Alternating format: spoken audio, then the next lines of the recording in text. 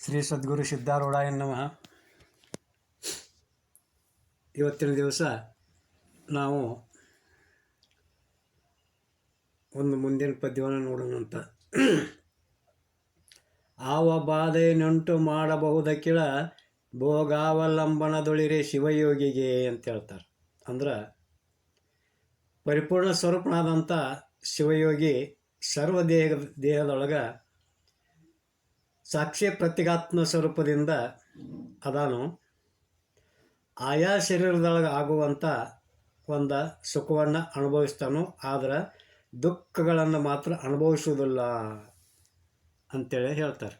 ಯಾಕಂದ್ರೆ ಆ ದುಃಖ ಅನ್ನುವಂಥದ್ದು ಮಾಯೆಯ ಅವಶ್ಯಕತೆ, ಅದಕ್ಕೆ ಅದನ್ನು ಅನುಭವಿಸುವುದಿಲ್ಲ.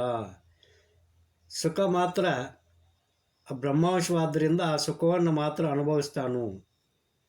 ಅದಕ್ಕೆ ಸರ್ವ ಭೋಗಗಳನ್ನು ಅನುಭವಿಸಿದ್ರು ಅವನಿಗೆ ಯಾವ ಬಾಧೆ ಇಲ್ಲ ಅಂತೇಳಿ ಇಲ್ಲೇ ಒಂದು ಇದನ್ನು ಪಲ್ಲವಿಯೊಳಗೆ ಹೇಳ್ತಾರೆ. ಬಳಿಕ ಶಿವಯೋಗಿ ಪೂರ್ಣನಾಗಿ ಸರ್ವತ್ರವಾಗಿರುವುದರಿಂದ ನಾನಾ ದೋಷಗಳಿಂದ ಸಹಿತನಾಗಿ ಅಪವಿತ್ರನಾಗಬಹುದಂತಕ್ಕಂಥ ಶಂಕೆಯನ್ನು ಮಾಡಿದರೆ ಅಥವಾ ಸಂಶಯವನ್ನು ಮಾಡಿದರೆ ಅದನ್ನು ಮುಂದೆ ಹೇಳುವಂಥ ದೃಷ್ಟಾಂತಗಳಂತ ಆ ಒಂದು ಶಿವಯೋಗಿ ಅಂದ್ರೆ ಆತ್ಮಸ್ವರೂಪಿ ಪರಮ ಪವಿತ್ರನೂ ಮತ್ತು ಶುಚಿಯಾಗಿ ಇರುತ್ತಾನೆ ಅಂತೇಳಿ ಹೇಳ್ತಾರೆ. ಹೆಂಗಪ್ಪ ಅಂತಂದ್ರೆ,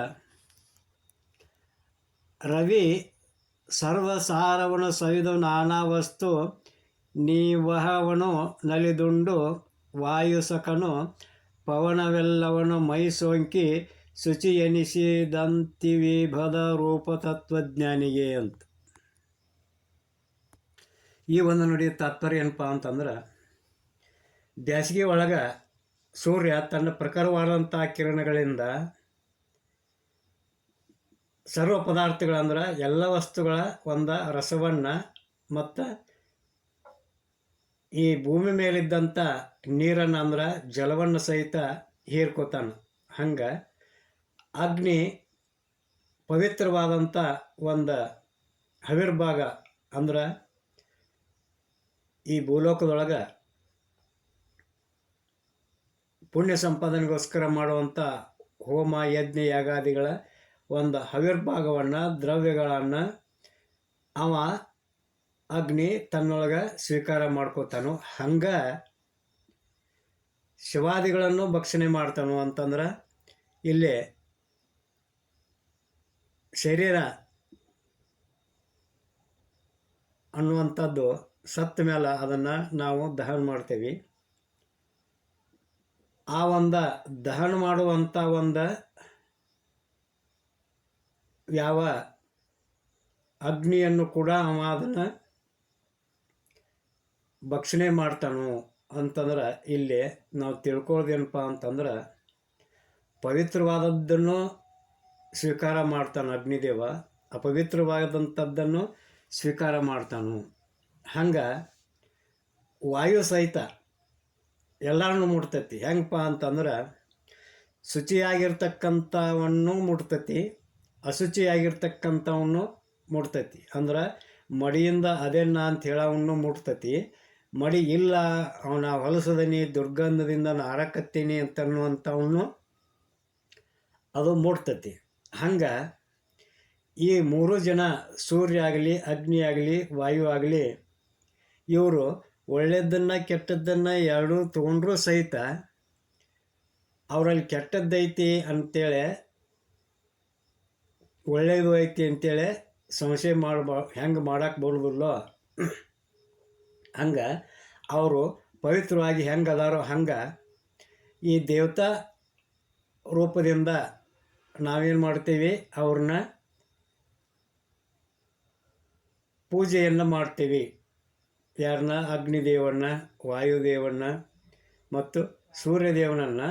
ಅವರು ಪವಿತ್ರ ಮತ್ತು ಅಪವಿತ್ರ ಎರಡೂ ಸಮ್ಮಿಶ್ರಣವಾಗಿದ್ದರೂ ಕೂಡ ಅವರು ಪವಿತ್ರವಾಗಿನ ಅದಾರು. ಅದಕ್ಕೆ ನಾವೇನು ಮಾಡ್ತೀವಿ, ಅವ್ರನ್ನ ದೇವ್ರಂತೇಳಿ ಪೂಜೆ ಮಾಡ್ತೀವಿ. ಹಂಗೆ ಪರಿಪೂರ್ಣವಾಗಿರ್ತಕ್ಕಂಥ ಶಿವಯೋಗಿಯು ಸರ್ವ ದೇಹಗಳಲ್ಲಿ ಸಂಬಂಧವುಳ್ಳವನಾದ್ರೂ ಅವ ಶುಚಿಯಾಗೇ ಇರ್ತಾನು. ಮ್ಯಾಲೆ ಹೇಳಿದಂಥ ದೃಷ್ಟಾಂತಗಳಂತೆ ಅವ ಪವಿತ್ರನಾಗೇ ಇರ್ತಾನಂತಕ್ಕಂಥ ಒಂದು ಭಾವವನ್ನು ಹೇಳ್ತಾರೆ. ಸರ್ವಾತ್ಮದರ್ಶಿಯು ಸರ್ವ ಶರೀರಗಳಲ್ಲಿ ಸಂಬಂಧವುಳ್ಳವನಾಗಿದ್ರೂ ಕೂಡ ಈ ಶರೀರದ ದೋಷಗಳಿಂದ ಅವ ಕೂಡುವುದಿಲ್ಲ. ಆ ಶರೀರದ ದೋಷಗಳೇನದಾವಲ್ಲ, ಆಯಾ ಶರೀರದ ದುಃಖಕ್ಕೆ ಅವು ಸಂಬಂಧ ಬೀಳ್ತಾವು. ಅವು ಯಾವಾಗಲೂ ಈ ಸಾಕ್ಷಿ ರೂಪವಾಗಿರ್ತಕ್ಕಂಥ ಪ್ರತ್ಯೇಗಾತ್ಮನಿಗೆ ಅವು ಸಂಬಂಧ ಬೀಳುವುದಿಲ್ಲ. ಆ ಒಂದು ತನ್ನ ಸ್ವಸ್ವರೂಪವನ್ನು ತಿಳಿದಂಥ ಜ್ಞಾನಿ ಬ್ರಹ್ಮಾಂಶಗಳನ್ನು ಮಾತ್ರ ಗ್ರಹಿಸ್ತಾನು, ಮಾಯಾ ಅಂಶವನ್ನು ಗ್ರಹಿಸೋದಿಲ್ಲ ಅಂತೇಳಿ ಅನ್ನೋದಕ್ಕೆ ಅನೇಕ ದೃಷ್ಟಾಂತಗಳನ್ನು ಅವರು ಹೇಳ್ತಾರೆ. ಹೆಂಗಪ್ಪ ಅಂತಂದ್ರೆ, ಜೇನುಹುಳು ಆ ಪುಷ್ಪದ ಮೇಲೆ ಕುಂತಾಗ ತನ್ನ ಪುಷ್ಪದಲ್ಲಿರ್ತಕ್ಕಂಥ ಮಕರಂದವನ್ನು ಮಾತ್ರ ಸೇವಿಸ್ತೈತಿ, ಆದ್ರೆ ಅದು ಬೇರೆ ಏನು ಗ್ರಹಿಸುವುದಿಲ್ಲ. ಹಂಗೆ ಯತಿಯು ಭಿಕ್ಷೆಯನ್ನು ಮಾತ್ರ ಸ್ವೀಕಾರ ಮಾಡ್ತಾನವ. ಅಂದ್ರೆ ಒಬ್ಬ ಋಷಿ, ಒಬ್ಬ ಮಹಾತ್ಮ ಭಿಕ್ಷೆಯನ್ನು ಮಾತ್ರ ಸ್ವೀಕಾರ ಮಾಡ್ತಾನಲ್ಲ, ಹೊರತಾಗಿ ಆ ಗ್ರಹ ಸಂಬಂಧವಾದಂಥ ಯಾವುದನ್ನು ಸ್ವೀಕರಿಸೋದಿಲ್ಲ. ಹೆಂಗೆ ಈ ದೃಷ್ಟಾಂತ ಅದಾವಲ್ಲ, ಹಂಗೆ ಸರ್ವಾತ್ಮದರ್ಶಿ ಆದಂಥವ ಸರ್ವ ಶರೀರದೊಳಗಿದ್ರೂ ಕೂಡ ಸುಖವನ್ನು ಮಾತ್ರ ಸ್ವೀಕಾರ ಮಾಡ್ತಾನೋ, ಅನ್ಯ ಯಾವ ದೋಷಗಳನ್ನು ಅವ ಸ್ವೀಕಾರ ಮಾಡುವುದಿಲ್ಲ ಅಂತ ಹೇಳ್ತಾರೆ. ಇನ್ನು ಮುಂದಿನ ನುಡಿಯೊಳಗೆ ಏನು ಹೇಳ್ತಾರೋ ಅಂತಂದ್ರೆ, ಸರ್ವಾತ್ಮದರ್ಶಿಯು ಸಾಕ್ಷಿ ರೂಪದಿಂದ ಸರ್ವ ದೇಹಗಳಲ್ಲಿ ಪೂರ್ಣನಾಗಿರುವುದರಿಂದ ಯಾವುದಾದ್ರೂ ಒಂದು ದೋಷದಿಂದ ಯುಕ್ತನಾಗಬಹುದೆಂದು ಶಂಕೆಯನ್ನು ಮಾಡಿದರೆ ಮುಂದೆ ಹೇಳುವ ದೃಷ್ಟಾಂತಗಳಂತೆ ನಿರ್ಲಿಪ್ತ ನಿರ್ದೋಷಿಯಾಗಿ ಅದಾನು ಅಂತೇಳಿ ಪ್ರತಿಪಾದನೆಯನ್ನು ಮಾಡ್ತಾರೆ. ಹೆಂಗಪ್ಪ ಅಂತಂದ್ರೆ, ಈ ಸರ್ವಂತರ್ಯಾಮಿಯಾಗಿರ್ತಕ್ಕಂಥ ಆತ್ಮ ಸಾಕ್ಷಿ ರೂಪದಿಂದ ಎಲ್ಲ ದೇಹದೊಳಗೂ ಅದಾನಂದ ಮ್ಯಾಗ ಅವ ಯಾವುದಾದ್ರೂ ಒಂದು ದೋಷದಿಂದ ಕೂಡಿರಲಿಕ್ಕೆ ಬೇಕಂತಕ್ಕಂಥ ಶಂಕೆಯನ್ನು ಅಥವಾ ಸಂಶಯವನ್ನು ಮಾಡಿದರೆ ಈ ಮುಂದಿನ ಒಂದು ಉದಾಹರಣೆಗಳಿಂದ ಅದನ್ನು ಯಾವ ಸದ್ಗುರುಗಳು ನಿರೂಪಣೆಯನ್ನು ಮಾಡ್ತಾರೆ. ಹೆಂಗಪ್ಪ ಅಂತಂದ್ರೆ, ಪಳಕೋಪಾದಿಯನ್ನು ಹೊಂದಿ ನಳಿನದಳ ಮಿರ್ದು ಜಲದೊಳು ಮೇಘ ಜಾಲದೊಡಬೆರಸಿ ಗಗನ ಮಲಿನವಾಗದೆ ಲೇಪಿಸದೆ ನೆನೆದು ಕೆಡದಂತೆ ತಿಳಿದಾತ್ಮನಿಷ್ಠೆ ನೆಲೆಗೊಂಡ ಯತಿಗೆ ಅಂತ ಹೇಳ್ತಾರೆ. ಅಂದ್ರೆ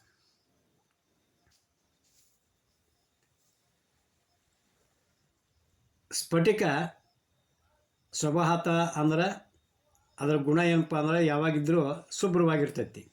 ಆದರೆ ಆ ಸ್ಫಟಿಕದ ಸಮೀಪ ನಾವು ಯಾವುದಾದ್ರೂ ಒಂದು ಬಣ್ಣವನ್ನಿಟ್ಟಾಗ ಅಥವಾ ಬಣ್ಣದ ಹೂಗಳನ್ನಿಟ್ಟಾಗ ಅದರ ಒಂದು ಸಂಪರ್ಕದಿಂದ ನಾವು ಆ ಒಂದು ಸ್ಫಟಿಕದ ಸಮೀಪದಲ್ಲಿ ಇಟ್ಟಂಥ ಯಾವ ಒಂದು ಬಣ್ಣದ ವಸ್ತು ಇರ್ತೈತಲ್ಲ, ಹೂ ಇರ್ತೈತಲ್ಲ, ಆ ಒಂದು ಬಣ್ಣವನ್ನು ಆ ಒಂದು ಸ್ಫಟಿಕ ತೋರಿಸ್ತೈತಿ. ಅದಕ್ಕೆ ಆವಾಗ ಆ ಸ್ಫಟಿಕದೊಳಗೆ ನಾವು ಕೆಂಪು ಬಣ್ಣವನ್ನು ನೋಡಿದ್ದೀವಿ ಅಂತಂದ್ರೆ ಅದು ಆ ಕೆಂಪು ಬಣ್ಣ ತಾನು ಅಂಗೀಕಾರ ಮಾಡಿರೋದಿಲ್ಲ. ಅದಕ್ಕೆ ಅದು ಮಲಿನವಾಗದೆ ಶುಭ್ರವಾಗಿರ್ತೈತಿ. ಹಂಗೆ ಇನ್ನೊಂದೇನು ಉದಾಹರಣೆ ಕೊಡ್ತಾರೋ ಅಂತಂದ್ರೆ, ನೀರೊಳಗಿದ್ದಂಥ ಕಮಲಪತ್ರ ಅಂದ್ರೆ ಈ ಕಮಲದ ಹೂವಿನ ನೀರೊಳಗೆ ನಾಳ್ತೈತಲ್ಲ, ಆ ಹೂವಿನ ಒಂದು ಬಳ್ಳಿ ಎಲೆ ಅನ್ನುವಂಥದ್ದೇನಿರ್ತೈತಿ ಅದು ನೀರೊಳಗಿದ್ರೂ ಒಂದು ಜಲದ ಬಿಂದುವನ್ನು ಅಥವಾ ಒಂದು ನೀರಿನ ಹನಿಯನ್ನು ಸಹ ಹಚ್ಕೊಳ್ದಂಗೆ ನಿರ್ಲಿಪ್ತ ಆಗಿರ್ತೈತಿ. ಆಮೇಲೆ ಈ ಆಕಾಶ ಅನೇಕವಾಗಿರ್ತಕ್ಕಂಥ ಮೇಘಮಂಡಲವನ್ನು ಆವೃತವಾಗಿ ಆ ಆಕಾಶ ತೋರ್ತಿರ್ತೈತಿ. ಅಂದ್ರೆ ಆ ಆಕಾಶ ತುಂಬ ಮಳೆಗಾಲದೊಳಗೆ ನಮಗೆ ಹೆಂಗೆ ಮೋಡಗಳು ಕಾಣ್ತಾವೆ, ಹಂಗೆ ಆ ಮೋಡಗಳು ಆಕಾಶದ ತುಂಬ ಆವರಿಸ್ಕೊಂಡಿರ್ತಾವೆ. ಆದ್ರೆ ಆ ಆಕಾಶದ ತುಂಬೆಲ್ಲ ಮೋಡಗಳು ಮುಸುಕಿದಾಗೂ ಕೂಡ ಆ ಆಕಾಶ ಅನ್ನುವಂಥದ್ದು ನೆನೆದಿಲ್ಲ ಮತ್ತು ಅದರಿಂದ ಕೆಟ್ಟಿಲ್ಲ.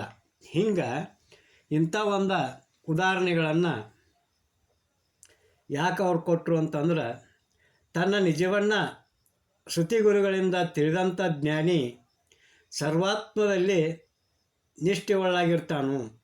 ಈ ಕಾರಣದಿಂದ ಅವನು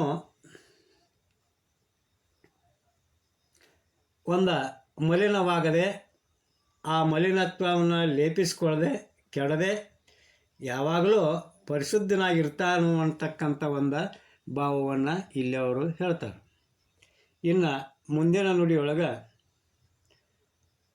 ಶ್ರೀ ಶಂಭುಲಿಂಗವೇ ತಾನಾದ ಶರಣನು ಸಂಸಾರದಲ್ಲಿ ಇರುವನು, ಅವನಲ್ಲಿ ಸಂಸಾರವಿಲ್ಲ ಅಂತಕ್ಕಂಥದ್ದನ್ನು ನಿರೂಪಣೆ ಮಾಡ್ತಾರೆ. ಅಂದರೆ ನಾನು ಸಾಕ್ಷಾತ್ ಶಂಭುಲಿಂಗನ ಸ್ವರೂಪನೇ ಅದೇನೆ ಅಂತಕ್ಕಂಥ ಒಂದು ಪರಿಶುದ್ಧವಾದ ಒಂದು ಭಾವನೆಯನ್ನು ಹೊಂದಿದಂಥ ಶರಣ ಸಂಸಾರದೊಳಗೆ ಇರ್ತಾನೋ, ಆದ್ರೆ ಅವನೊಳಗೆ ಸಂಸಾರ ಇಲ್ಲುವುದಿಲ್ಲ ಅನ್ನುವಂಥದ್ದನ್ನು ಹೇಳ್ತಾರೆ. ಹೆಂಗಪ್ಪ ಅಂತಂದ್ರೆ, ಮರದೊಳಿಹದನ್ನಲನ ಮರ ಮನನಲ್ಲಿರನಿರದ ಪರಿಯಂತೆ ಸಕಲ ಸಂಸಾರದೊಳಗೆ ಬೆರದಿಹನು ಗುರು ಶಂಭುಲಿಂಗವೇ ತಾನಾದ ಶರಣನ ಸಂಸಾರವಿಲ್ಲಾತಗೆ ಅಂತ ಹೇಳ್ತಾರೆ. ಅಂದ್ರೆ ಇಲ್ಲಿ ಅವ್ರು ಹೆಂಗೆ ಉದಾಹರಣೆ ಕೊಡ್ತಾರೋ ಅಂತಂದ್ರೆ, ಅಗ್ನಿ ಎಲ್ಲ ಮರಗಳಲ್ಲಿ ಇರ್ತೈತಿ. ಅದಕ್ಕೆ ಆ ಮರಗಳು ಅಂದ್ರೆ ಗಿಡ ಬಳ್ಳಿಗಳು ಮರಗಳು ಊರ್ಧ್ವಮುಖವಾಗಿ ಬೆಳಿತಾವೆ, ಅಂದ್ರೆ ಮೇಲ್ಮುಖವಾಗಿ ಬೆಳಿತಾವೆ. ಆದ್ರೆ ಆ ಮರದೊಳಗೆ ಮಾತ್ರ ಅಗ್ನಿ ಇರುವುದಿಲ್ಲ. ಹಂಗೆ ಶ್ರೀ ಗುರು ಶಂಭುಲಿಂಗವೇ ತಾನಾದಂಥ ಶರಣ ಸರ್ವನಾಮಕ ರೂಪಾತ್ಮಕವಾದಂಥ ಆ ಒಂದು ಆತ್ಮಸ್ವರೂಪಿ ಏನದಾನಲ್ಲ, ಅವ ಪ್ರಪಂಚದೊಳಗೆ ಬೆರ್ತಿರ್ತಾನ. ಆದ್ರೆ ಅವನ ಸಚ್ಚಿದಾನಂದ ಸ್ವರೂಪನಾದಂಥ ಯೋಗಿಯು ಸಂಸಾರದೊಳಗೆ ಇಲ್ಲ. ಅದಕ್ಕೆ ಆತ ಪರಿಪೂರ್ಣ ಆತ್ಮಸ್ಥಿತಿಯಿಂದ ಜ್ಞಾನಿಗೆ ಯಾವ ಬಾಧೆನೂ ಇಲ್ಲ ಅಂತಕ್ಕಂಥ ಒಂದು ಭಾವವನ್ನು ಹೇಳ್ತಾರೆ. ಶ್ರೀ ಮಧ್ವೇದ ಅರಣ್ಯರಿಂದ ವಿರಚಿತವಾದಂಥ ಅನುಭೂತಿ ಪ್ರಕಾಶ ನಾಮಕ ಗ್ರಂಥದಲ್ಲಿ ಈ ಒಂದು ಅರ್ಥವನ್ನು ಪ್ರತಿಪಾದಿಸಲ್ಪಟ್ಟೈತಿ ಅಂತೇಳಿ ಹೇಳುವಲ್ಲಿಗೆ ಇವತ್ತಿನ ಪ್ರವಚನ ಕಾರ್ಯಕ್ರಮವನ್ನು ಮುಕ್ತಾಯಗೊಳಿಸೋಣಂತ. ಜೈ ಮಂಗಲಂ, ಜೈ ನಮಃ ಪಾರ್ವತೀಪತಿ ಶಿವ ಹರ ಹರ ಮಹಾದೇವ. ಶ್ರೀ ಸದ್ಗುರು ಸಿದ್ಧಾರೂಢಾಯ ನಮಃ. ಶ್ರೀ ಮನ್ಯ ಜೀವನ ಶಿವಯೋಗಿ ಮಹಾರಾಜ್ ಕಿ ಜೈ.